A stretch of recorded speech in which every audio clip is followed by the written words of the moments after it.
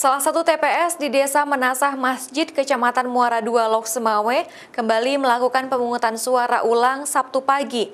PSU ini dilakukan dikarenakan ada temuan warga yang mencoblos dengan membawa C6 milik orang lain. TPS 1 di Desa Menasah Masjid, Kota Lok Semawe lakukan pemungutan suara ulang. Warga pun terpaksa harus kembali ke TPS untuk memberikan hak suaranya dikarenakan pada saat pemilihan 17 April lalu, di TPS 1 Desa Menasah Masjid terjadi kecurangan.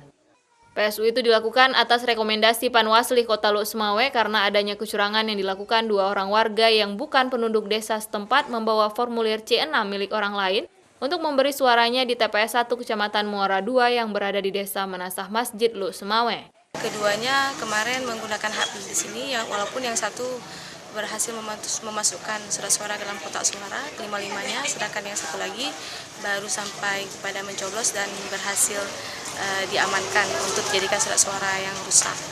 Rencana pemungutan suara ulang ini rencananya akan dilakukan pada Jumat kemarin. Pihak Komisi Independen Pemilihan Kota Lok Semawe terpaksa harus mengundur hari Sabtu dikarenakan pada Jumat kemarin surat suara baru sampai di Komisi Independen Pemilihan Provinsi Aceh.